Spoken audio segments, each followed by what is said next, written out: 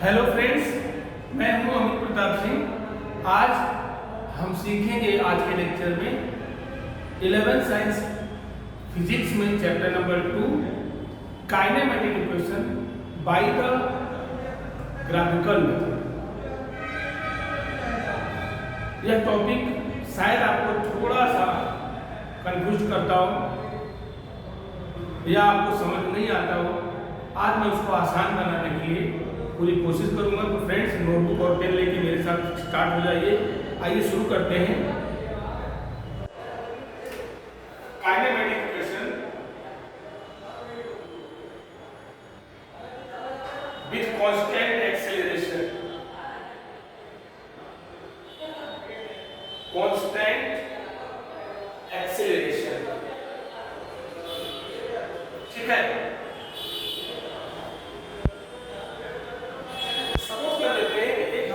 Particle है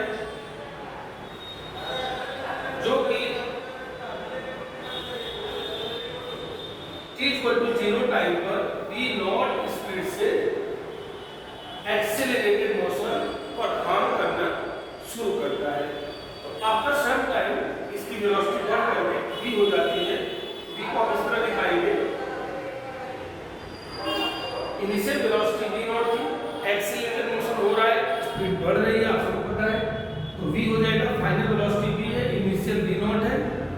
और अगर हम बात करें टाइमिंग की,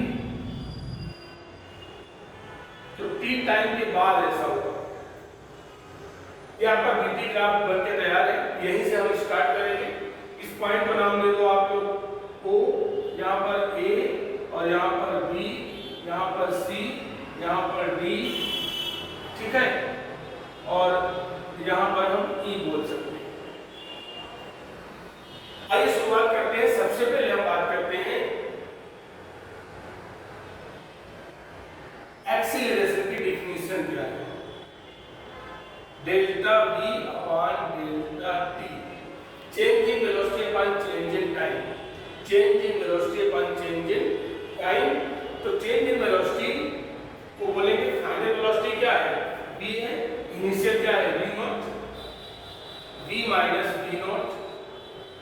फाइनल टाइम स्मॉल t है। इनिशियल टाइम हमने 0 लिया है। इसको सॉल्व करेंगे तो t माइनस 0 आपका t बचेगा। यहाँ पर t को आप इधर लेके आइए तो at equal to v minus v0। v is equal to v0 plus at। यह आपका फर्स्ट इक्वेशन बनकर तैयार हो गया।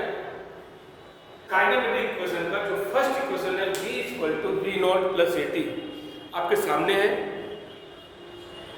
अब हम बात करते हैं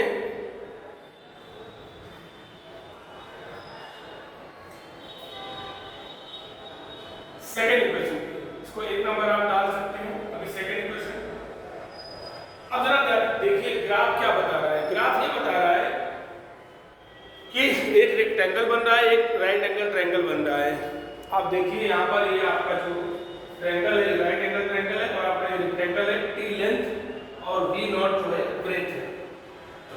अगर हम vt ग्राफ में अगर डिस्टेंस निकालना है, चलिए डिस्टेंस, तो उसका फार्मूला होता है area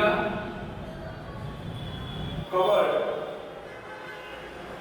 by the vt velocity time graph. तो डिस्टेंस को अगर मैं x बोल दूं तो x कितना आएगा। एक तो बन रहा है आपका क्या, right angle triangle, area of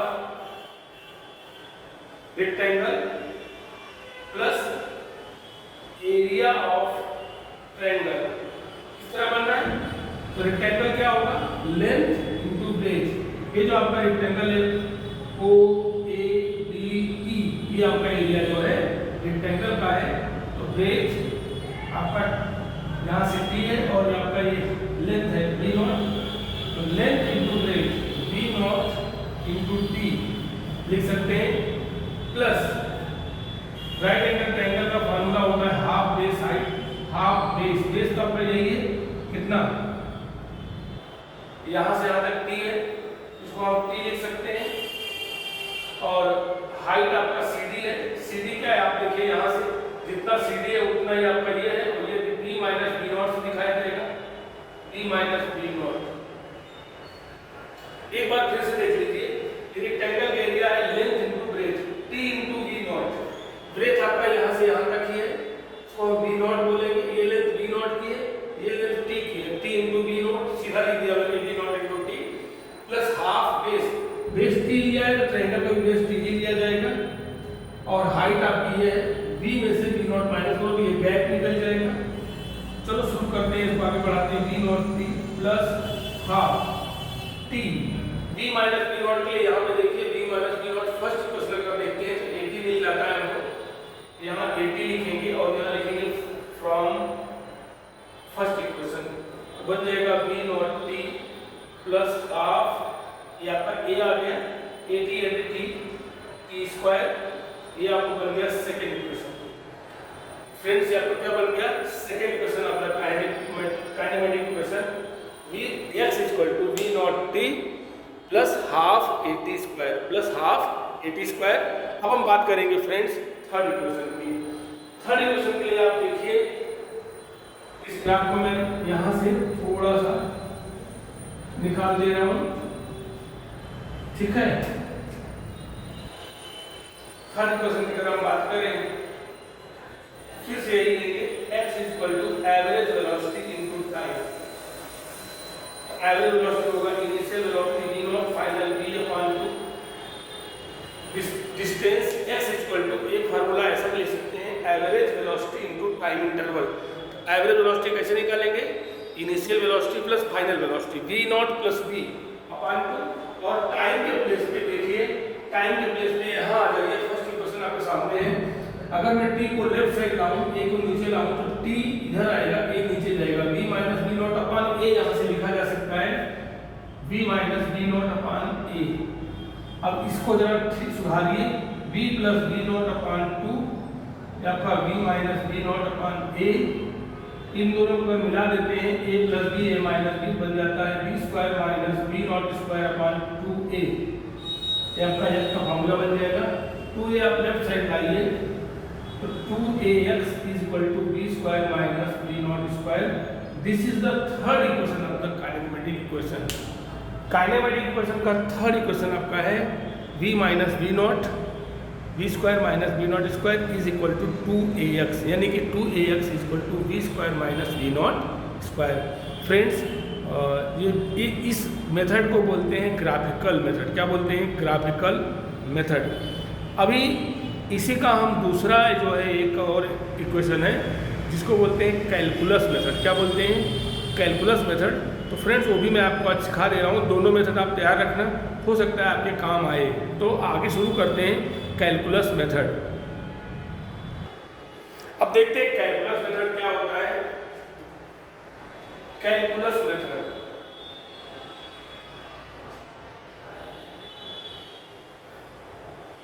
acceleration को लिखेंगे डी, फर्स्ट नंबर में dv बाई dt। एक्सेलरेशन होता है time rate of change of velocity, dv by dt। d2 को आप लेफ्ट साइड लाइए तो बन जाएगा a dt is equal to dv, सीधा कर दीजिए तो dv is equal to a dt। यहाँ पे लिमिट लगाइए, यहाँ आएगा v नॉट, यहाँ आएगा v, अभी मैंने ग्राफ में दिखाया था आपको, और यहाँ आएगा 0, यहाँ आएगा t, initial time, final time, initial velocity, final velocity.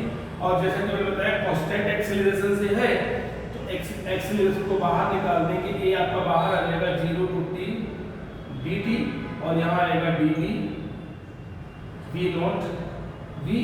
अब यहाँ पर देखिए इसका जो इंटीग्रेशन होगा, जब dv लिखा हो, इंटीग्रेशन dv यानी कि इंटीग्रेशन dx लिखा हो, आप याद रखिए इंटीग्रेशन dx कहीं भी लिखा हो इसका फार्मूला होता है x, ठीक है, आपको ये याद रखना है।